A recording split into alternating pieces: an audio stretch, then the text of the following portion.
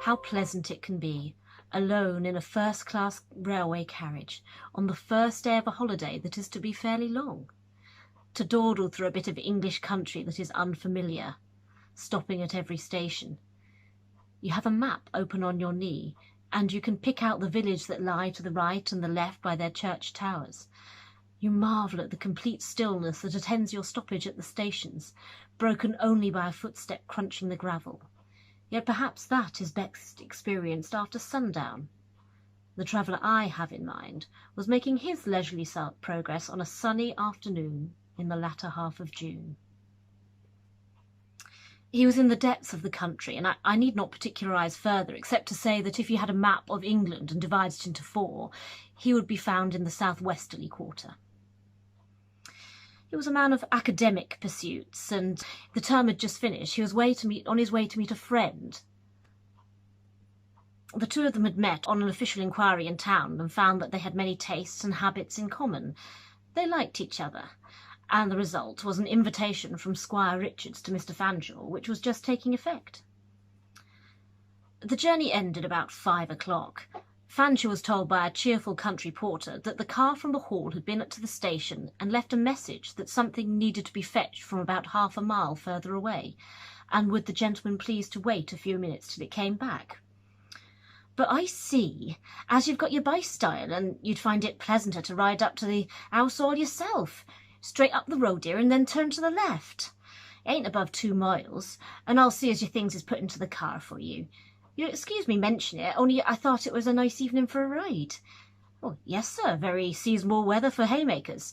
Let me see, I have your bike ticket. Oh, thank you, sir, much obliged. Oh, you can't miss your road," etc., etc. The 2 miles to the hall were just what was needed after the day in the train to dispel somnolence and impart a wish for tea. The hall, when sighted, also promised what was needed in the way of a quiet resting place after days of sitting on committees and college meetings. It was neither excitingly old nor depressingly new. Plastered walls, sash windows, old trees, smooth lawns were the features which Fanshawe noticed as he came up the drive. Squire Richards, a burly man of 60-odd, was awaiting him in the porch with evident pleasure. "Tea first?" he said, "or would you like a longer drink?" "No, all right. Tea's ready in the garden. Come along, they'll put your machine away. I always have tea under the lime tree by the stream on a day like this." Nor could you ask for a better place. Midsummer afternoon, shade and the scent of a vast lime tree. Cool, swirling water within 5 yards. It was a wonderful, wonderful tea.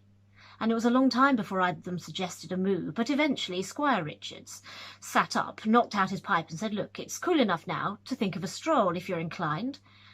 What I suggest is that we walk up to the park and get onto the hillside where we can look over the country. We'll have a map and I'll show you where things are, and you can go off on your machine or we can take the car according as you want to exercise or not. If you're ready, we can start now, and we'll be back before 8, taking it easy. I'm ready, but I should like my stick, though. And have you got any field glasses? I lent mine to a man a week or so ago, and he's gone Lord knows where and taken them with him." Mr. Richards pondered. "Yes," he said, "I have. But they're not things that I use myself. And I'm not sure whether the ones I have would suit you. They're old-fashioned and about twice as heavy as they make 'em now. You're welcome to have them, but I won't carry them. By the way, what do you want to drink after dinner?" Well, protestations that anything would do were overruled, and a satisfactory statement was reached on the way to the front hall, where Mr. Fanshawe found his stick, and Mr. Richards, after thoughtful pinching of his lower lip, resorted to a drawer in the lower hall table, extracted a key, crossed to a cupboard in the panelling, opened it, and took a box from the shelf. "The glasses are in there," he said, "and there's some dodge at opening it, and I've forgotten what it is. You try." Mr. Fanshawe accordingly tried. There was no keyhole, and the box was solid, heavy, and smoothed. It seemed obvious that some part of it would have to be pressed before anything could happen. "Oh, the corners," he said to himself, "are the likely places. Oh, and infernally sharp corners they are too," he added as he put his thumb in his mouth, and after exerting force on a lower corner. "What's the matter?" asked the squire. "Why, your disgusting Borgia box has scratched me, drat it," said Fanshawe. The squire chuckled unfeelingly. "Well, you've got it open at least." "So I have," he said. "Well, I don't begrudge a drop of blood in a good cause, and here are the glasses. Gosh, they are pretty heavy, as you said. I think I'm equal to carrying them." "Ready?" said the squire. "Come on, then. We go out by the garden." And so they did. Passed out into the park, and the path sloped decidedly upwards to the hill which Fanshawe had seen from the train, and it dominated the country. It was a spur of a larger range that lay behind. On the way, the squire, who was great on earthworks, pointed out various spots where he detected or imagined traces of war ditches and the like. "And here," he said, stopping on a more or less level plot in the middle of some large trees, "is Baxter's Roman villa." "Baxter?" said Mr. Fanshawe. "Oh, I forgot you don't know about him. Oh, he was the old chap I got those glasses from. I believe he made them. He was an old watchmaker down in the village, a great antiquary. My father gave him leave to grub around more or less where he liked, and when he made a find, he used to lend him a man or two to help him dig. He got a surprising lot of things together, and when he died, I dare say it's 10 or 15 years ago, I bought the whole lot and gave them to the local museum. We'll run in one of these days and have a look. The glasses came to me with the rest, but of course I kept them. From the look of them, you can see that they're more or less amateur. The body of them, of course, the lenses weren't of his making." Yes, I see. They are just the sort of thing that a clever workman in a different line of business might turn out. But I don't see why he made them so heavy. And did Baxter actually find a Roman villa here?" Yes, there's a pavement under the turf here. But it was too rough and plain, so it wasn't worth taking up. But of course there are drawings of it, and the small things that turned up, the pottery, was quite good of their kind. An ingenious chap, old Baxter. He seemed to have a quite out-of-the-way instinct for these things. He was invaluable to our archaeologists. He used to shut up his shop for days at a time and wander round the district, marking down places where he scented anything on the ordnance map. And he kept a book with fuller notes of the places. Since his death, a good many of those places have been sighted, and there's always been something there that justified him. "What a good man," said Mr. Fanshawe. "Good," said the squire, pulling up brusquely. I meant useful to have around," said Mr. Fanshawe. "But was he a villain?" "I don't know about that either," said the squire. "All I can say is that if he was good, he wasn't lucky, and he wasn't liked. I didn't like him," he added after a moment. "Oh?" said Fanshawe, interrogatively. "No, I didn't. But that's enough about Baxter. Besides, this is the stiffest bit, and I don't want to talk and walk at the same time." Indeed, it was hot, climbing the slippery slope. "I told you I should take you the short way," said the squire, "and I wish I hadn't. However, a bath and won't do us any good when we get back. Here we are, and there's the seat." A small clump of old Scotch firs crowned the top of the hill, and at the edge of it, commanding the cream of the view, was a wide and solid seat, on which the two disposed themselves and wiped their brows and regained their breath. "Now then," said the squire, as soon as he was in a condition to talk connectedly, "this is where your glasses come in. But you'd better take a general look round first." My word, I've never seen the view look better. Writing as I am now, with a winter wind flapping against dark windows and a rushing, tumbling sea within 100 yards, I find it hard to summon up the feelings and the words which will put my reader in possession of the June evening and the lovely English landscape of which the squire was speaking. Across a broad, level plain they looked upon ranges of great hills, whose uplands, some green, some furred with wood, caught the light of the sun, westering, but not yet low, and all the plain was fertile, though the river which traversed it was nowhere seen. There were copse, green wheat, hedges and pasture lands, and the little compact white moving cloud marked the evening train. Then the eye picked out red farms and grey houses, and nearer home scattered cottages, and then the hall nestled under the hill. The smoke of the chimneys was very blue and straight. There was a smell of hay in the air. There were wild roses on the bushes hard by. It was the acme of summer. After some minutes of silent contemplation, the squire began to point out some of the features, the hills and the valleys, and told where the towns and villages lay. "Now," he said, "with the glasses you'll be able to pick out Fulnaker Abbey. Take a line across that big green field, and then over the wood beyond it, and then over the farm on the knoll." "Yes, yes," said Fanshawe. "Oh, I've got it. What a fine tower!" "You must have gone the wrong direction," said the squire. "There's not much of a tower about there that I can remember, unless it's all old Aldburn Church that you've got on hold of. And if you call that a fine tower, you're easily pleased." "Well, I do call it a fine tower," said Fanshawe, the glasses still at his eyes. "Whether it's Aldbourne or anything other, it must belong to a largest church, and it looks like a central tower to me. 4 big pinnacles at the corners, and 4 smaller ones between. I must certainly go over there." "How far is it?" "Aldbourne's 9 miles or less," said the squire. "It's a long time since I've been there, but I don't remember thinking much of it. Now, I'll show you another thing." Fanshawe had lowered the glasses and was still gazing in the direction of Aldbourne. "No," he said, "I can't make out anything with the naked eye. What was it you were going to show me?" "Well, a good deal more to the left. It oughtn't be difficult to find. Do you see a rather sudden knob of a hill with a thick wood on top of it? It's in a dead line with that single tree on top of the big ridge." "I do," said Fanshawe, "and I believe I could tell you without much difficulty what it's called." "Could you now?" said the squire. "Say on." "Why, Gallows Hill," was the answer. "How did you guess that?" "Well, if you don't want it guessed, you shouldn't put a dummy gibbet and a man hanging on it." "What's that?" said the squire abruptly. "There's nothing on that hill but wood." "On the contrary," said Fanshawe, there's a largish expanse of grass and your dummy gibbet in the middle, and I thought there was something on it when I looked first, but I see there's nothing. Oh, or is there? I can't be sure." "Nonsense, nonsense, Fanshawe. There's no such thing as a dummy gibbet or of anything of that sort on that hill. It's thick wood, a fairly young plantation. I was in it myself not a year ago.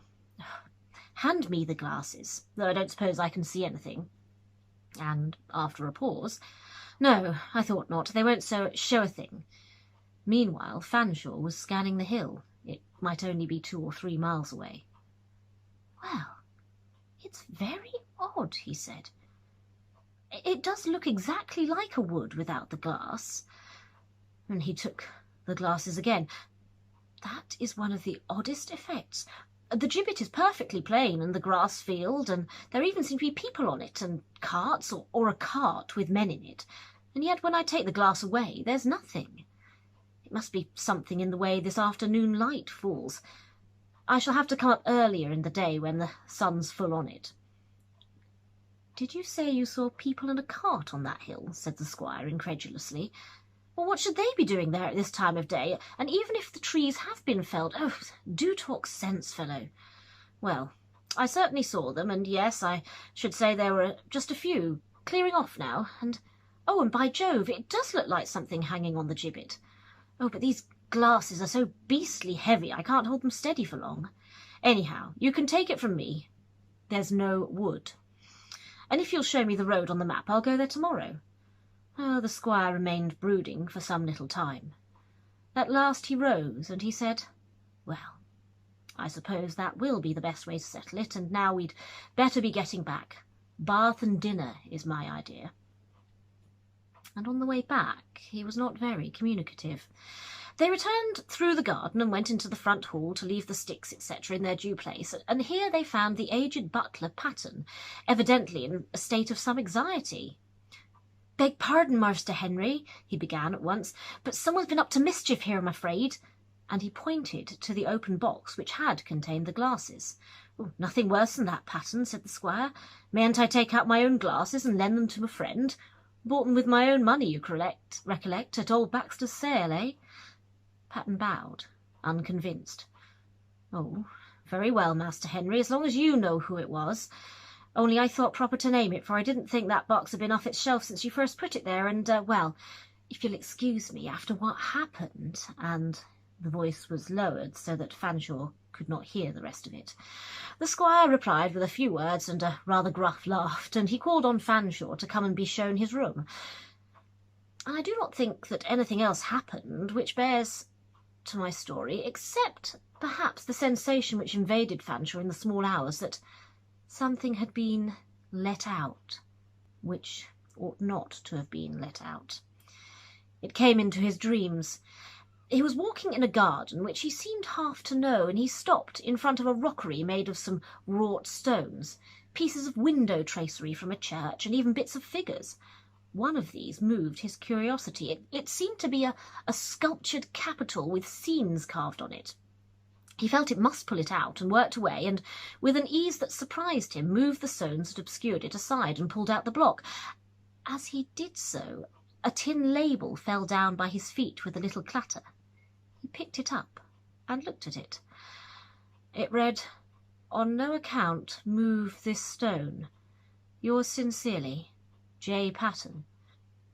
As often happens in dreams, he felt that this injunction was of extreme importance, and with an anxiety that amounted to anguish, he looked to see if the stone really had shifted.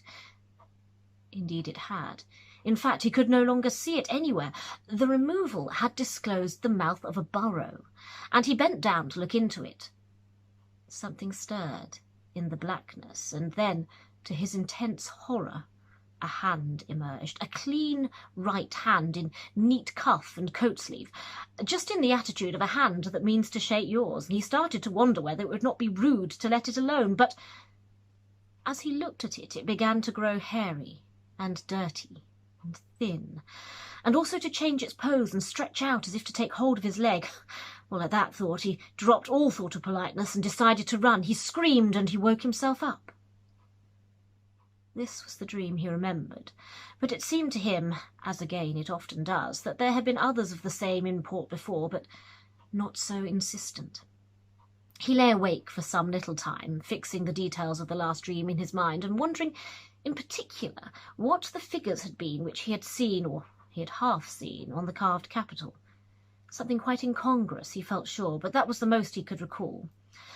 Whether because of the dream or because it was the first day of his holiday, he did not get up very early, nor did he at once plunge into the exploration of the country.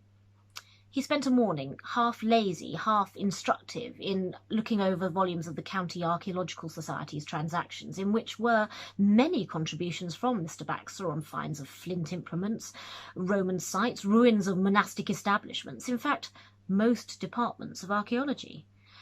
They were written in an odd, pompous, only half-educated style. If the man had had proper schooling, thought Fanshawe, he would have been a very distinguished antiquary, or he might have been.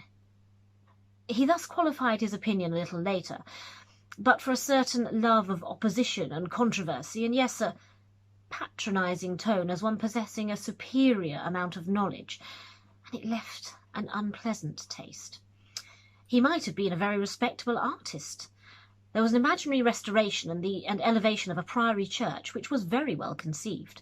A fine pinnacled central tower was a conspicuous feature of this. It reminded Fanshawe of that which he had seen from the hill, and which the squire had told him must be Oldbourne. But it was not Oldbourne, it was Fulnaker Priory. "Oh well," he said to himself, "I suppose Oldbourne Church may have been built by Fulnaker monks, and Baxter has copied Oldbourne Tower. Anything about it in the letterpress? Ah, I see, it was published after his death and found amongst his papers." After lunch, the squire asked Fanshawe what he meant to do. "Well," said Fanshawe, "I think I shall go out on my bike about 4 and go as far as Oldbourne and then back by Gallows Hill. That ought to be around 15 miles, oughtn't it?" "About that," said the squire, "and you'll pass Lambfield and Wanstone, both of which are worth looking at. There's a little glass at Lambsfield and the stone at Wanstone. Good, said Fanshawe. I'll get tea somewhere, and may I take the glasses? I'll strap them on my bike carrier. Of course, if you like, said the squire. I really ought to have some better ones. If I go into town today, I'll see if I can pick up some. Why should you take the trouble to do that if you can't use them yourself, said Fanshawe. Oh, I don't know. One ought to have a decent pair, I suppose, and, well, old Patton doesn't think those are fit to use. Well, is he a judge, said Fanshawe. Well, he's got some tale, I don't know. Something about old Baxter. I've promised to let him tell me about it. It seems very much on his mind since last night. Oh, why? Did he have a nightmare, like me? Well, he had something. He was looking an old man this morning, and he said he hadn't closed an eye. Well, let him save up his tale until I come back. Very well, I will, if I can. Look here, are you going to be late? If you get a puncture 8 miles off and have to walk home, what then? I don't trust these bicycles. I know, I shall tell them to give us cold things to eat. I shan't mind that whether I'm late or early. But I've got things to mend punctures with, and now I'm off. It was just as well as the squire had made that arrangement about a cold supper, Fanshawe thought, and not for the first time as he wheeled his bicycle up the drive at about 9 o'clock. So also the squire thought, and said several times as he met him in the hall, rather pleased at the confirmation of his want of faith in bicycles than sympathetic with his hot, weary, and indeed haggard friend. In fact, the kindest thing he found to say was, "You'll want a long drink tonight. Cider cup all right?" "Hear that, Patton? Cider cup. Iced, lots of it." Then to Fanshawe, "Don't be all night about your bath." By 9:30 they were at dinner, and Fanshawe was reporting progress, if progress it might be called. "I got to Lambsfield very smoothly and saw the glass. It is very interesting stuff, but there's a lot of lettering I couldn't read." "Not even with the glasses?" asked the squire. "Oh, those glasses of yours are no manner of use inside a church, or inside anywhere, I suppose, for that matter. But the only places I took 'em into were churches. I took a sort of photograph of the window, and I dare say that an enlargement would show what I want. Then one stone. I should think that stone was a very way out of the thing, only I don't know about that particular class of antiquities. Has anybody opened the mound on which it stands?" Baxter wanted to, but the farmer wouldn't let him." "Oh, well, I should think it would be very worth doing. Anyhow, the next thing was Fulnaker and Oldbourne. You know, it is very odd about that tower I saw from the hill. Oldbourne Church is, well, it's nothing like it, and of course there's nothing over 30 feet high at Fulnaker, though you can see it did have a central tower. Oh, I didn't tell you, did I? Baxter's fancy drawing of Fulnaker shows a tower exactly like the one I saw." "So you thought, I dare say," put in the squire. No, it wasn't a case of thinking. The picture actually reminded me of what I'd seen, and I made sure it was Oldbourne, well before I looked at the title. Well, Baxter had a fair idea of architecture. I dare say what's left has made it easy for him to draw the right sort of tower. I suppose that may be it, of course, but I'm doubtful if even a professional could have got it so exactly right. There's absolutely nothing left at Fulnaker but the bases of the piers which supported it. However, that isn't the oddest thing." "What about Gallows Hill?" asked the squire. "Here, Patton, listen to this. I told you what Mr. Fanshawe said you saw from the hill." "Yes, Master Henry, you did, and I can't say I was much surprised, considering—" "Yes, all right, you keep that till afterwards. We want to hear what Mr. Fanshawe saw today." "Go on, Fanshawe. You turned back to come by Ackford and Thorfield, I suppose?" "Yes, and I looked into both the churches. Then I got to the turning which goes to the top of Gallows Hill. I saw that if I wheeled my machine over the field at the top of the hill, I could join the home road on this side. It was about 6:30 when I got to the top of the hill, and there was a gate on my right where it ought to be, leading into the belt of the plantation." "You hear that, Patton? A belt," he said. "Well, so I thought it was. A belt. But it wasn't. You are quite right, and I was completely wrong. I cannot understand it. The whole top is planted quite thick. Well, I went into this wood wheeling and dragging my bike, expecting every minute to come to a clearing. But then my misfortunes began. Thorns, I suppose. First I realised that the front tyre was slack, and then the back. I couldn't stop to do more than try to find the punctures and mark them, but even that was hopeless. So I ploughed on, and the farther I went, the less I liked the place." "Not much poaching in that cover, eh, Patton?" said the squire. "No, Master Henry, there is very few that cares to go, and I know, never mind that now. Go on, Fanshawe." "Well, I don't blame anybody for not caring to go there. I know I had all the fancies one least likes. Steps crackling over twigs behind me, and indistinct people stepping behind trees in front of me. Yes, even a hand laid on my shoulder. I pulled up very sharp at that and looked round, but there really was no brush or branch that could have done it. Then, just when I was about in the middle of the plot, I was convinced there was someone looking down on me from above, and not with any pleasant intent. I stopped again, or at least I slackened my pace to look up, and as I did so, down I came and barked my shins abominably on, what do you think? A block of stone with a big square hole in the middle. On the top, and within a few paces there were two others just like it. The three were set in a triangle. Now, do you make out what they were put there for? I think I can, said the squire, who was now very grave and absorbed in the story. Sit down, Pattern. It was time, for the old man was supporting himself by one hand and was leaning heavily on it. He dropped into his chair and said in a very tremulous voice, You didn't go between them stones, did you, sir? I did not, said Fanshawe emphatically. I dare say I wasn't asked, but as soon as it dawned on me where I was, I just shouldered my machine and did my best to run. It seemed to me as if I was in some sort of unholy, evil graveyard, and I was most profoundly thankful that it was one of the most longest days, and still sunlight. Well, I had a horrid run, even if it was only a few 100 yards. Everything caught on everything. Handles, spokes, carrier and pedals caught in them viciously, or I fancied so. I fell over at least 5 times. At last I saw the hedge, and I couldn't trouble to hunt for the gate. Well, there is no gate on my side, the squire interrupted. Well, just as well I didn't waste my time then. I dropped the machine over somehow, and I went into the road pretty near head first. Some branch or something got my ankle at the last moment. Anyway, I was at least out of the wood, and seldom more grateful or thankful, or more generally sore. Then came the job of mending my punctures. I had a good outfit, and I'm not at all bad at the business, but this was an absolutely hopeless case. It was 7 when I got out of the wood, and I spent 50 minutes over one tyre. As fast as I found a hole and put a patch on it and blew it up, it deflated again. So I made up my mind to walk. That hill isn't 3 miles away, is it? Well, not more across country, but nearer 6 by road. Ugh. I thought it must be. I thought I couldn't have taken well over an hour for less than 5 miles. Even leading a bike. Well, there's my story. Where's yours and Patton's? Mine, said the squire. I have no story. But you weren't very far out when you thought you were in a graveyard. There must be a good few of them up there, Patton, don't you think? They left them there when they fell to bits, I fancy. Patton nodded, too much interested to speak. Now then, Patton, said the squire, you've heard what sort of a time Mr. Fanshaw's been having. What do you make of it? Anything to do with Mr. Baxter? Fill yourself a glass of port and tell us. Oh, we thank you. That done me good, Master Henry, said Patton, after absorbing what was before him. If you really wish to know what's in my thoughts, my answer would be clear in the affirmative. Yes, he went on, warming to his work. I should say, as Mr. Fanshaw's experience of today were very largely due to the person you named, and I think, Master Henry, as I have some title to speak in view of me having been many years on speaking terms with him, and swore in to be juror on the coroner's inquest near this time 10 years ago, if you carry your mind back, Master Henry, travelling abroad, and nowhere near to represent the family. Inquest, said Fanshawe. An inquest on Mr. Baxter, was there? Yes, sir, on that very person. The facts that has led up to that occurrence was these.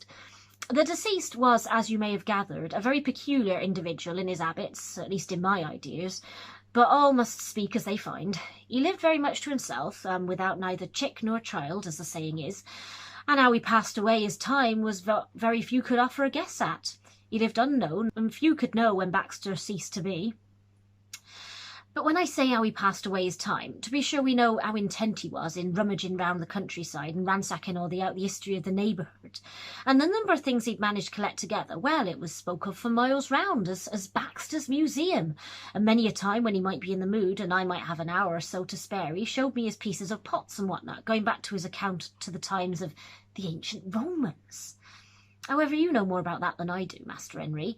Only what I was a-going to say was this. As know what he might, and as interested as he might be in his talk, there was something about the man. Well, for one thing, he was never seen in a church service that anyone can remember, and that made talk. Our rector had never come in the house but once. Never asked me what that man said was all anybody could get out of him after that visit. Well, then how did he spend his nights? Particularly about this season of the year. Time and time again the labouring men would meet him coming back as they went out to their work, and he passed by him without a word. He says he looked like someone straight out of an asylum. They see the whites of his eyes all round. He'd have a fish basket with him that they'd noticed, and he'd always come the same road. And the talk got to be that he'd made himself some business, and not business of the best kind. Well, not so far from where you was at 7 o'clock this evening, sir. Well, now, after such a night, Mr. Baxter, he'd shut up the shop, and the old lady that did it for him had orders not to come in, and knowing what she did about his language, she took care to obey those orders. But one day it happened, so about 3 o'clock, the house being shut up as I said, and there comes a most fearful to-do from inside, and smoke out the windows, and Baxter crying out seemingly in an agony. So the man who lived next door, he run round to the back of the premises and he busts the door in. Several others come too. Well, he told me in his life he's never smelt such a fearful, odour as there was in that kitchen place. It seems as if Baxter had been boiling something in a pot and overset it on his leg. There he laid, on the floor, trying to keep back the cries, but it was more than he could manage. And when he seen the people coming, he was in a nice condition. If his tongue were blistered worse than his leg, it weren't his fault. Well, they picked him up and got him into a chair, and they ran for the medical man. And one of them was going to pick up the pot, but Baxter screams out to let it alone. So he did, but he couldn't see as there was anything in the pot but a few old brown bones. Then they says, Dr. Lawrence will be here in a minute, sir. He'll put you to rights. And then he was off again. He must be got up to his room. He couldn't have the doctor come in there and see all that mess. And they must throw a cloth over it, anything, even the tablecloth out of the parlour. Well, so they did. But it must have been poisonous stuff in that pot, for it was pretty near on 2 months afore Baxter were about again. Beg pardon, Master Henry. Was you going to say something? Yes, I was, said the squire. I wonder you haven't told me all this before. However, I was going to say, I remember old Lawrence telling me he'd been to visit old Baxter, and he said he was a queer card. Lawrence was up in the bedroom one day and picked up a little mask covered with black velvet, and he went to have a look at himself in a glass for a bit of fun. But before he had time to have a proper look, old Baxter shouted at him from the bed, "Put it down, you fool! Do you want to look through a dead man's eyes?" And it startled him so much that he did put it down, and then he asked Baxter what he meant, and Baxter insisted on him handing it over, and said the man he bought it from was dead, or some such nonsense. But Lawrence felt it as he handed it over, and he declared he was sure it was made out of the front of a skull. He bought a distilling apparatus at Baxter's sale as well, he told me, but he could never use it. It seemed to taint everything he put into it, no matter how much he cleaned it. But go on, Patten. Yes, Master Henry, I'm nearly done now. And time too, for I don't know what they'll think about me in the servants' hall. Well, this business of the scolding was some years before Mr. Baxter was took. And he got about again, just as he'd used to, and one of the last jobs he'd done was finishing up them actual glasses what you took out last night. You see, he'd made the body of them some time long ago, and got the pieces of glass from, but there was something he wanted to finish 'em. Whatever it was, I don't know, but I picked up the frame one day, and I says, Mr. Baxter, why don't you make a job of this? And he says, when I've done that, you'll hear news, you will.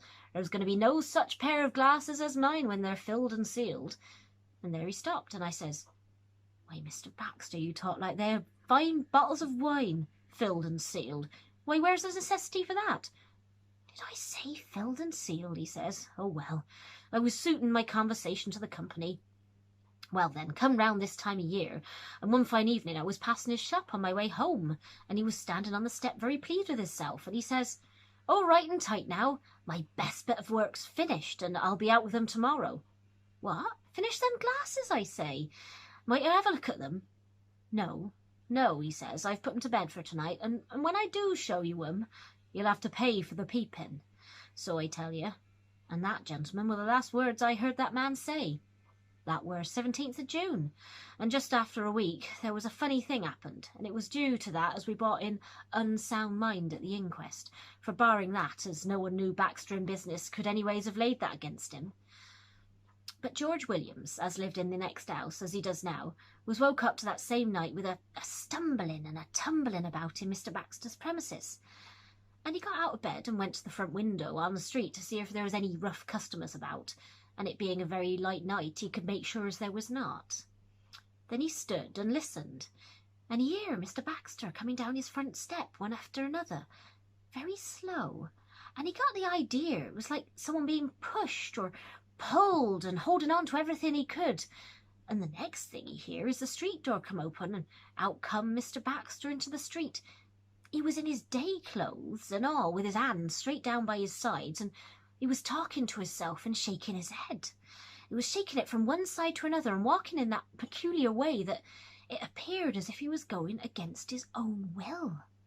George Williams pulled up the window and he heard him say, "Oh, mercy, gentlemen," and then he shut up as sudden as if he said someone had clapped his hand over his mouth, and Mr. Baxter threw back his head and his hat fell off.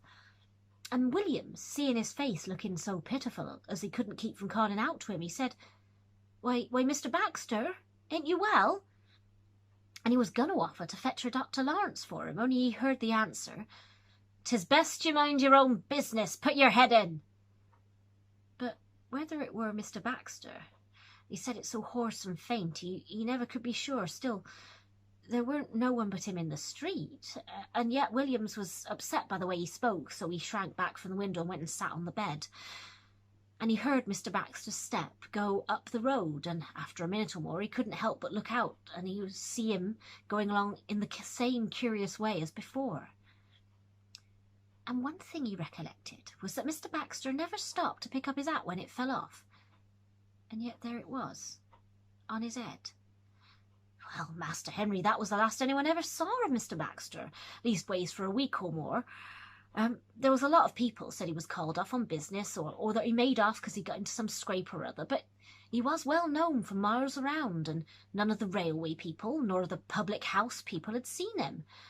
And then they looked into the ponds and found nothink, and at last, one evening, Fakes, the groundskeeper, comes down to the village, and he says he's seen Gallows Hill planting black with birds, and that were a funny thing, 'cause he never saw no sign of a creature there in his time. So they looked at each other a bit, and the first one says, "Well, I'm game to go up," and another says, "Well, so am I if you are." So half a dozen of them set out in the evening, and they took Dr. Lawrence with them.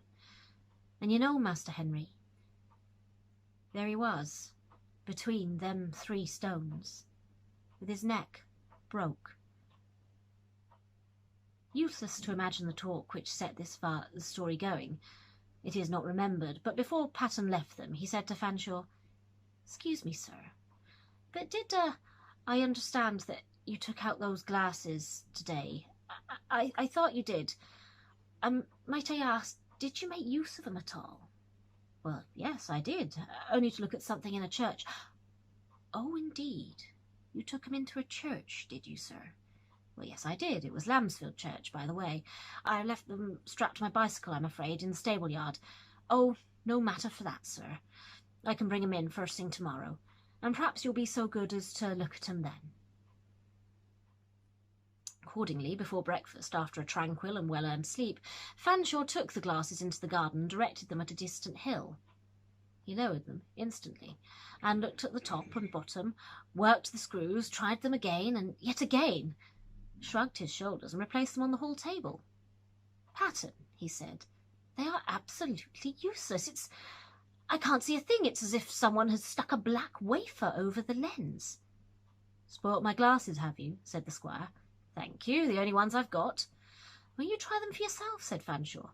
"I've done nothing to them." So after breakfast the squire took them out onto the terrace and stood on the steps. After a few ineffectual attempts, "Lord, how heavy they are," he said impatiently, and at the same time he dropped them onto the stones. The lens splintered and the barrel cracked.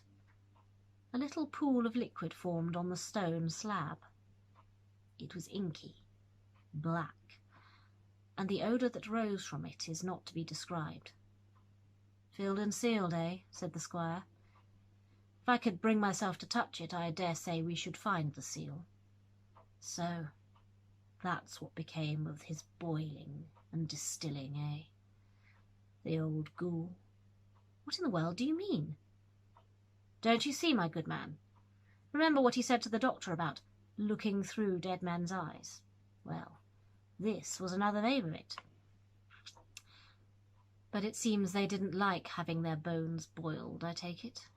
And the end of it was that they carried him off, whether he will or not. Well, I'll get a spade and we'll bury this thing decently.